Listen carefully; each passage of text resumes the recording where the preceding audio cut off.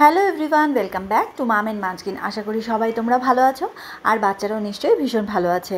আবারও আজকে ভীষণই হেলদি একটা রেসিপি তোমাদের সাথে শেয়ার করব, যেটাকে বলা যেতে পারে সুপার ফুড। সেটা বাচ্চা বড় সকলের জন্যই।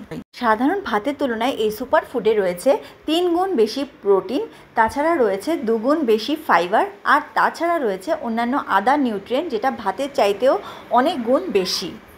তো কিভাবে আজকে রেসিপিটা তৈরি করছি চলো তোমাদের সাথে শেয়ার করে নিই। প্রথমে একটা প্রেসার কুকার ভালো করে গরম করে নিয়ে 1 চামচ তেল তার মধ্যে দিয়ে দিয়েছি। তেলটা হালকা গরম হয়ে এসছে। এবারে আমি কুচি করে রাখা কিছুটা পেঁয়াজ এর মধ্যে অ্যাড করে দিয়েছি।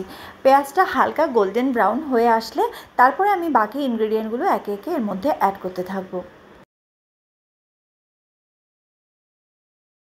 তো এখানে দেখতেই পাচ্ছ মিডিয়াম হিটে পেঁয়াজগুলো হালকা করে ভাজা হয়ে গেছে। তারপর তার মধ্যে আমি অ্যাড করে দিচ্ছি পাতলা করে গোল গোল করে কেটে নেওয়া কিছুটা গাজর।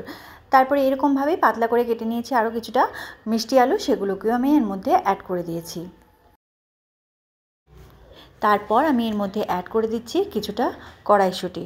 আমি এখানে কড়াইশুঁটিগুলো অ্যাড করার পরে আবারও একবার ভালো করে সমস্ত কিছু একসাথে নাড়াচাড়া করে নেব।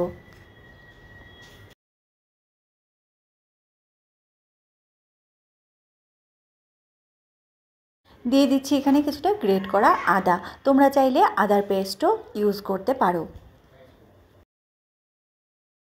তারপর অ্যাড করে দিচ্ছি টুকরো করে কেটে রাখা কিছুটা টমেটো, দিয়ে ভালো করে আবারও মিক্স করে নিচ্ছি সব কিছু।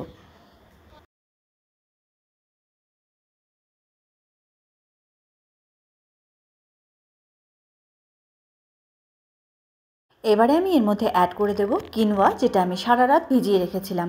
আমি ভেজানোর আগে কিনোয়াটা খুব ভালো করে ওয়াশ করে নিয়ে সারা রাত ভিজিয়ে রেখেছিলাম। তারপরে যখন রান্না করব তার আগে কিনোয়াটাকে আবারও ভালো করে 2 থেকে 3 বার ওয়াশ করে নিয়ে আমি জলটা ঝরিয়ে এর মধ্যে অ্যাড করে দিচ্ছি। কিনোয়াটা খেতে যতটা টেস্টি ততটাই কিন্তু পুষ্টিগুণে সমৃদ্ধ। দিয়ে দিচ্ছি এখানে পরিমাণ মতো কিছুটা নুন, তারপর দিয়ে দিচ্ছি অল্প একটু পরিমাণে হলুদ গুঁড়ো। কিনোয়াটা কিন্তু ভাতের মতোই, কিন্তু এটা রান্না করার পরে অনেকটাই ফ্লাফি হয়ে যায়। তবুও এটা কিন্তু ভাতের চাইতে অনেক অনেক বেশি পুষ্টিগুণে সমৃদ্ধ।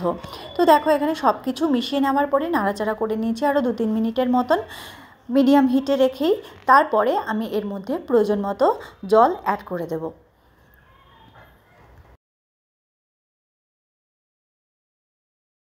তো আমি যে পরিমাণ কিনোয়া রান্না করছি তার জন্য আমি 1.5 কাপ জল ইউজ করছি। তোমরা যে পরিমাণ বানাবে সেটা প্রয়োজন মতো তোমরা জলটা বুঝে অ্যাড করে দেবে।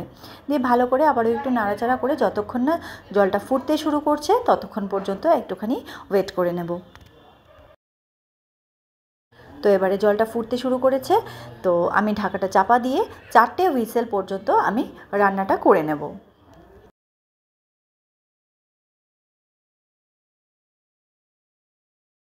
তো এইবারে 4টে হুইসেল কমপ্লিট হয়ে যাওয়ার পরে ঢাকা খুলে আমি তোমাদেরকে দেখাচ্ছি কিনোয়া সমেত সমস্ত সবজি খুব ভালো করে কিন্তু সেদ্ধ হয়ে গেছে। তো দেখো দেখতেই পাচ্ছ। এবারে যদি তোমরা মনে করো ম্যাশ করবে তবে সেই ক্ষেত্রে কিন্তু তোমরা ম্যাশ করে নিতে পারো। এই পর্যায়ে আমি ওখানে ভালো করে ম্যাশ করে নিচ্ছি যাতে সমস্ত সবজির সাথে কিনোয়াটা ভালো করে একটুখানি টেক্সচারটা যাতে ভালো হয়, যাতে বাচ্চাদের খেতে ভালো লাগে। তো সেই ক্ষেত্রে আমি ম্যাশ করে নিয়েছি। খাবারের কনসিস্টেন্সিটা কীরকম রাখবে সেটা কিন্তু তোমাদের বেবিদের পছন্দের উপরে পুরোপুরি। চাইলে তোমরা এ পর্যায়ে একটুখানি জল অ্যাড করে ভালো করে একটুখানি নাড়াচাড়া করে তোমরা সার্ভ করতে পারো।